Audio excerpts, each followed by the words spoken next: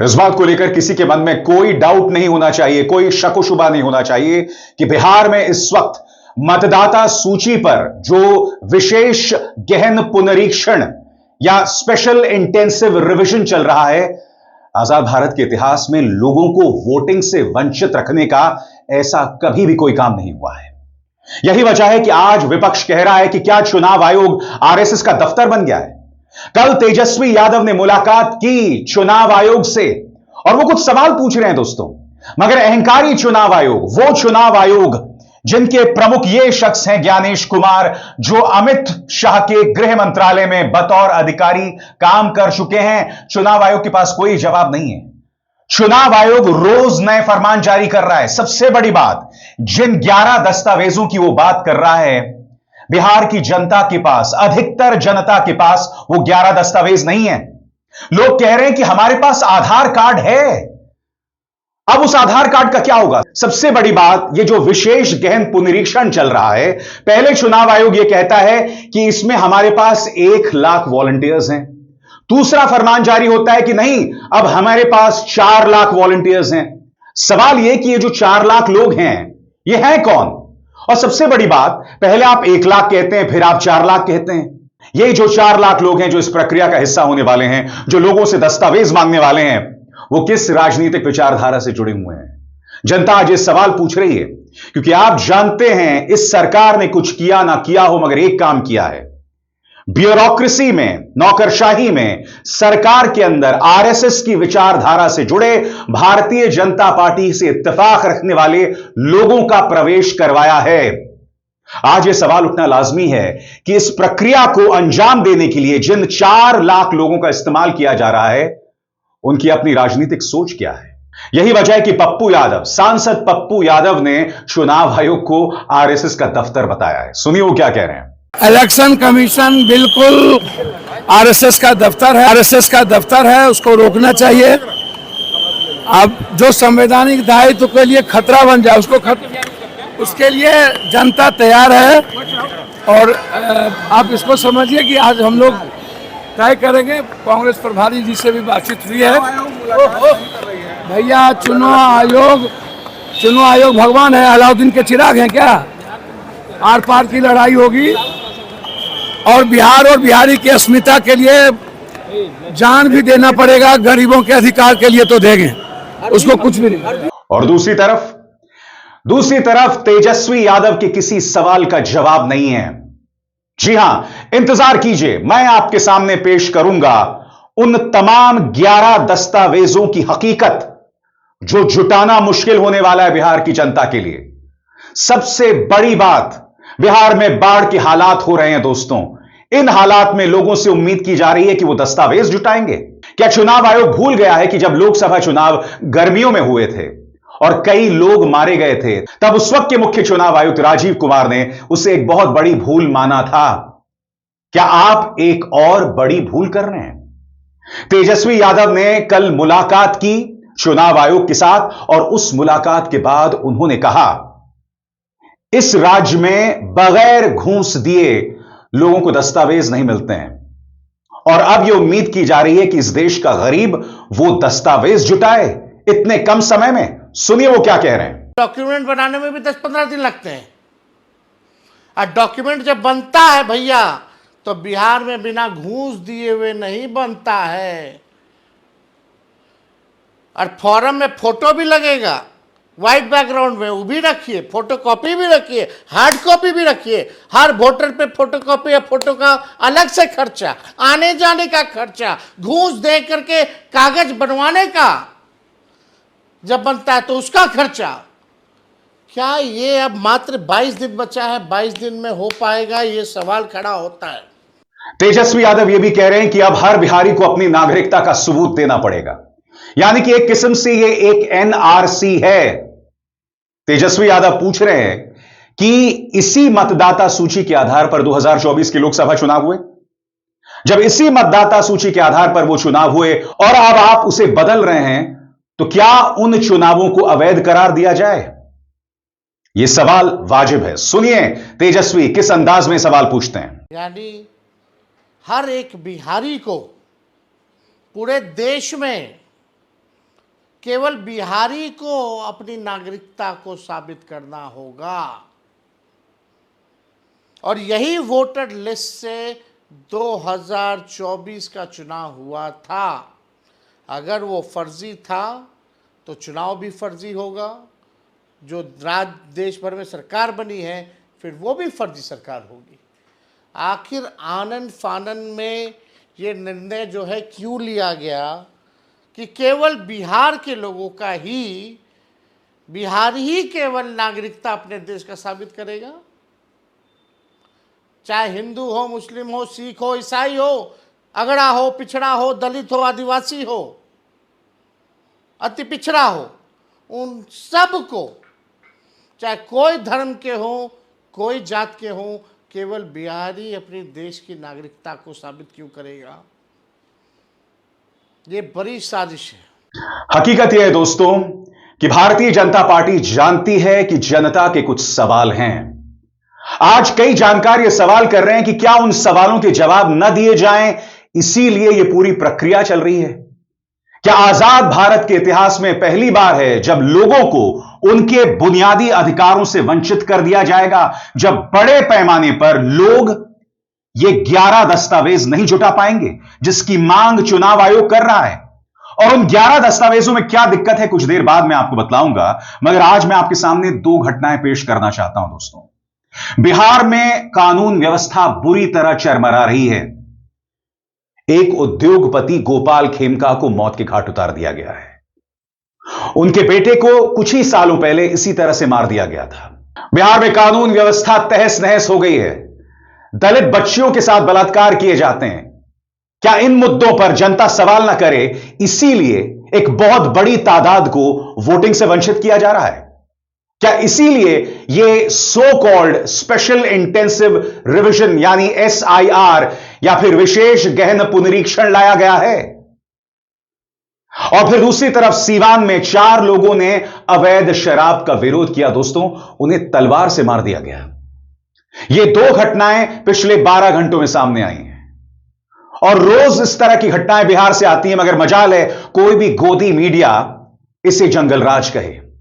रोज बिहार में इस तरह की घटनाएं हो रही हैं। क्या जनता यह सवाल ना पूछ पाए, इसीलिए आप मतदाता सूची में बदलाव कर रहे हैं?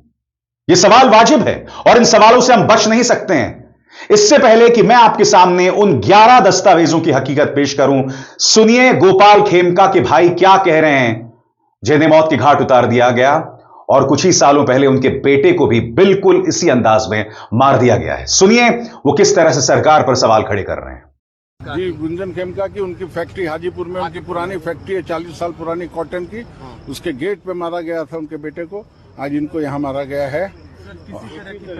कुछ नहीं, ऐसा कुछ भी नहीं है, कुछ भी नहीं। कुछ होता तो हम लोग खबर गांधी मैदान ना, तो गांधी मैदान थाना या कितने कोई भी थाना हो, सब ये वसूली में लगे रहते हैं कि कौन ट्रक पास हुआ, कौन बालू का ट्रक पास हुआ और क्या हुआ, ये हुआ, वो हुआ, दिस हुआ, दैट हुआ। हमारे लिए तो अच्छा, ये लोग जो राजद को या लालू जी के राज को जो जंगल राज कहते हैं, उससे बड़ा जंगल राज अभी ये बिहार सरकार चला रही है। ऑर्गेनाइज्ड क्राइम चला रही है, सब चीज में ब्लैक मार्केटिंग है, सब चीज में लूट है। पुलिस वाले जगह जगह आम पब्लिक को परेशान करते हैं। गुंडों के पीछे इनको कोई मतलब नहीं है। आम पब्लिक क्या लेके जा रहा है उसका झोला चेक करने के लिए इनके पास टाइम है, उनकी डिक्की खुलवा करके चेक करने का टाइम है, लेकिन क्रिमिनल्स को पकड़ने का या यहाँ की कानून व्यवस्था को संभालने का कोई इनको लेना देना नहीं है। और जैसे मैंने आपको बताया, सीवान में भी 4 लोगों को तलवार से काट दिया गया। सही सुना आपने, तलवार से काट दिया गया, क्योंकि वो अवैध शराब की बिक्री का विरोध कर रहे हैं। यह है सुशासन बाबू नीतीश कुमार का बिहार और उसकी हकीकत। और इस हकीकत पर जनता सवाल ना उठाए तो इस तरह की हरकतें हो रही हैं। मगर कुछ देर पहले मैंने आपसे कहा, चुनाव आयोग कह रहा है कि आप 11 दस्तावेज पेश करें। आज मैं आपके सामने सिर्फ 7 दस्तावेजों की हकीकत पेश कर रहा हूं उन 11 में से। यह रिपोर्ट इंडियन एक्सप्रेस में भी आई है और उन्होंने बाकायदा इसका पर्दाफाश किया है कि यह 11 दस्तावेज जुटाना कितना मुश्किल है और कितने कम लोगों के पास यह दस्तावेज है। एक एक करके आपकी स्क्रीन पर आ रहा है। सबसे पहले यह कहा गया है कि किसी भी केंद्रीय सरकार, राज्य सरकार, PSU के रेगुलर कर्मचारी या पेंशन पाने वाले को मिला कोई भी पहचान पत्र या पेंशन ऑर्डर और आगे बढ़ने से पहले एक जरूरी संदेश। मेरे कार्यक्रमों के लिए आप नोटिफिकेशन का इंतजार मत कीजिए, मेरे चैनल में जाइए और खुद जाकर कार्यक्रम देखिए और रहिए अपडेटेड। और हां, ज्वाइन कीजिए मेरा चैनल, देखिए यह जरूरी संदेश। स्वतंत्र और आजाद पत्रकारिता का समर्थन कीजिए, सच में मेरा साथी बनिए। बहुत आसान है दोस्तों, इस ज्वाइन बटन को दबाइए और आपके सामने आएंगे ये 3 विकल्प, इनमें से एक चुनिए और सच के इस सफर में मेरा साथी बनिए। क्या आप जानते हैं बिहार की जो कुल आबादी है, कुल आबादी में से महज 1.57% यह दस्तावेज सिर्फ 1.57% के पास है। अब यह बताइए, ऐसे में अधिकतर लोगों के पास यह दस्तावेज नहीं है। आंकड़ा क्या है? 1.57%। तो इस दस्तावेज के क्या मायने बताइए? सबसे बड़ी बात, जब आधार कार्ड है, अब तक आधार कार्ड के नाम पर सारा काम चल रहा था। इस रिपोर्ट को देखिए दोस्तों, लोग यह कह रहे हैं कि भाई हमारे पास तो सिर्फ आधार कार्ड है, हम नए दस्तावेज कहां से लेकर आए। यह रिपोर्ट चिंताजनक है। इसके अलावा अन्य 6 दस्तावेज जिसके बारे में इंडियन एक्सप्रेस ने पड़ताल की, वो क्या है, इस पर भी गौर किया जाए। भारत में सरकार, स्थानीय निकाय, bank, post office, LIC, PSU द्वारा 1/7/1987 से पहले जारी किया गया कोई भी पहचान पत्र, सर्टिफिकेट, दस्तावेज, इसमें लोकल गवर्नमेंट में की गई नौकरी का सबूत भी शामिल है। इस पर कोई डेटा उपलब्ध नहीं है। सुना आपने? कोई डेटा इस पर उपलब्ध नहीं है और यह दस्तावेज मांगा जा रहा है साहब। तीसरी बात, जन्म प्रमाण पत्र जो मान्य अथॉरिटी द्वारा जारी किया गया हो। जन्म प्रमाण पत्र राज्य सरकार द्वारा बनाए गए local registrar of births and deaths द्वारा जारी किया जाता है, जो births and deaths registration act 1969 के तहत काम करते हैं। गांव में काम panchayat secretary, block development officer और प्राइमरी हेल्थ सेंटर के मेडिकल अफसर मिलकर करते हैं। शहरों में काम नगर निगम या नगर परिषद के जरिए होता है। और यही सवाल तेजस्वी यादव ने उठाया है कि बिहार में कोई भी काम बगैर घूस के नहीं होता। आपको क्या लगता है जनता जाएगी, उनका काम आसानी से हो जाएगा, एक दिन में हो जाएगा, जिनके पास यह जन्म प्रमाण पत्र नहीं है।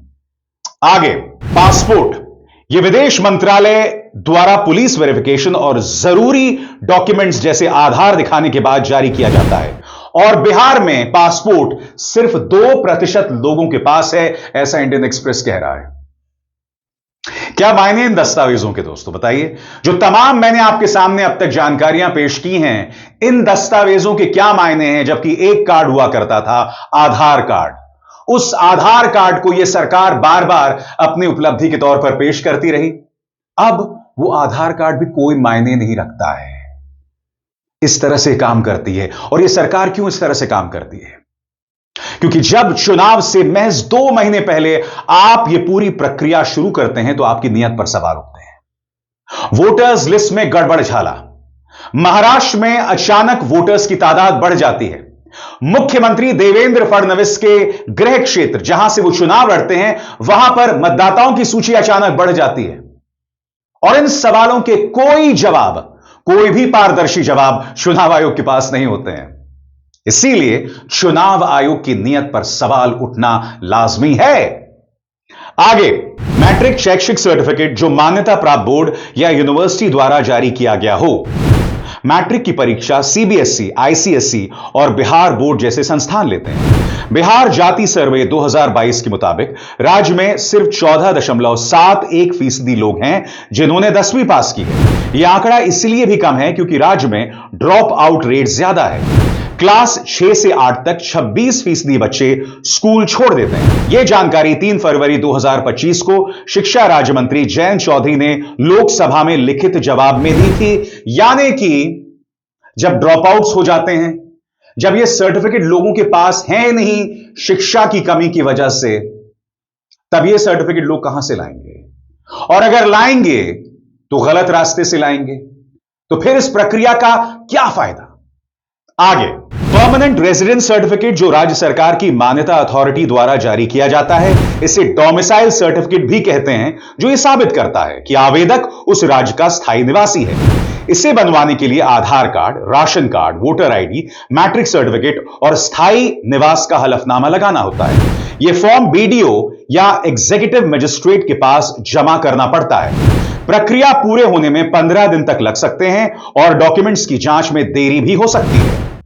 अब बताइए मुझे, 15 दिन लगेंगे इस काम में, और इसके लिए भी जिन दस्तावेजों की जरूरत पड़ती है, यानी कि आधार कार्ड हो, यह तो पहले ही वोटिंग में इस्तेमाल हो रहा था।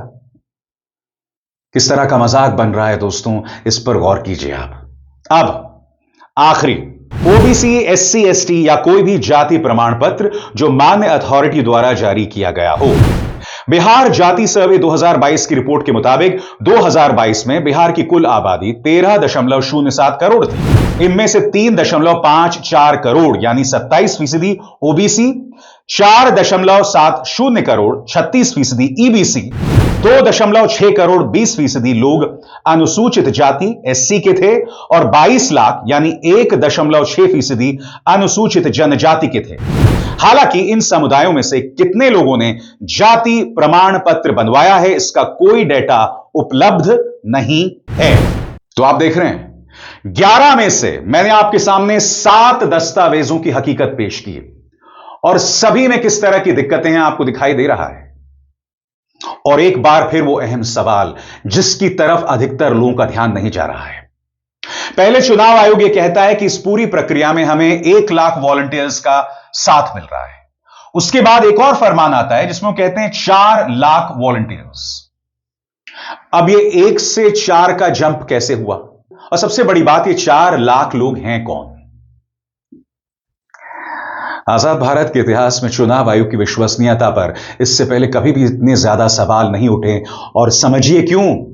क्योंकि चुनाव आयोग को भारतीय जनता पार्टी पूरी तरह अपनी गिरफ्त में रखना चाहती है, किसी कीमत पर नहीं छोड़ना चाहती है। याद कीजिएगा, सुप्रीम कोर्ट का फैसला आया था, जो फैसला क्या कहता था कि अब चुनाव आयुक्तों का जो चुनाव है वो 3 लोग करेंगे, प्रधानमंत्री, chief justice of India supreme court और नेता विपक्ष। भारतीय जनता पार्टी अध्यादेश लाती है और इसे पलट देती है। अब कौन कर रहा है चुनाव? प्रधानमंत्री, केंद्रीय कैबिनेट का एक मंत्री और नेता विपक्ष, यानी कि बहुमत भाजपा के पक्ष में। अब ऐसे में मुझे बताइए दोस्तों, जब चुनाव आयोग पूरी तरह से भारतीय जनता पार्टी के एजेंडा पर चलेगा और इसके हमें ढेरों प्रमाण मिले, तो कौन इस प्रक्रिया पर विश्वास करेगा? और जैसा कि मैं कह रहा हूं, अगर यह प्रक्रिया इन चुनावों के बाद होती या 1 साल पहले जब लोकसभा चुनाव खत्म हुए थे तब होती तो बात समझ आती। अब आखिरी लम्हे में कर रहे हैं, जिससे कई लोग वोट देने के अधिकार से वंचित रह जाएंगे, और इससे बड़ा गुनाह आजाद भारत में नहीं हो सकता। इससे बड़ा गुनाह 2025 में नहीं हो सकता, क्योंकि वोट देना सबका अधिकार है। और ये जो पूरी प्रक्रिया है, इस पर आप सरसरी निगाह डालें तो ये ऐसा लगता है कि जो वंचित वर्ग हैं उनके खिलाफ है, माइनॉरिटीज के खिलाफ है। और आप जानते हैं कि इनमें से अधिकतर वोट महागठबंधन को देते हैं। यानी कि साफ तौर पर एक सोची समझी साजिश दिखाई दे रही है। यही वजह है कि पप्पू यादव ने कहा कि चुनाव आयोग आरएसएस का दफ्तर बन गया है। ज्ञानेश कुमार पर सवाल उठना लाजमी है, क्योंकि जब विपक्ष उनसे मिलने जाता है तो वो कई शर्तें लगाते हैं कि हर पार्टी से 2 लोग आएंगे, आप अपने अध्यक्ष से इजाजत लेकर आइए। लगातार आपके तेवर में अहंकार दिखाई देता है, आप सलीके से सवालों का जवाब नहीं देते हैं। क्यों? क्योंकि आप गृह मंत्रालय में माननीय अमित शाह के साथ काम कर चुके हैं। मैं फिर आपसे कहना चाहता हूं, यह पूरा चुनाव फिर छलावा बनकर रह जाता है और विपक्ष पीछे नहीं हटने वाला है। विपक्ष घर घर जाने की बात कर रहा है, इसे एक बड़ा आंदोलन बनाने की बात कर रहा है, और मैं उम्मीद करता हूं कि यह आने वाले दिनों और आने वाले चुनावों के लिए नजीर मिसाल कायम होगा। क्योंकि हर चुनाव में इसी तरह से पारदर्शिता पर सवाल उठ रहे हैं और इनके पारदर्शी जवाब चुनाव आयोग के पास नहीं है। यह एक हकीकत है जिससे मुंह नहीं मोड़ा जा सकता। अभिसार शर्मा को दीजिए इजाजत। नमस्कार।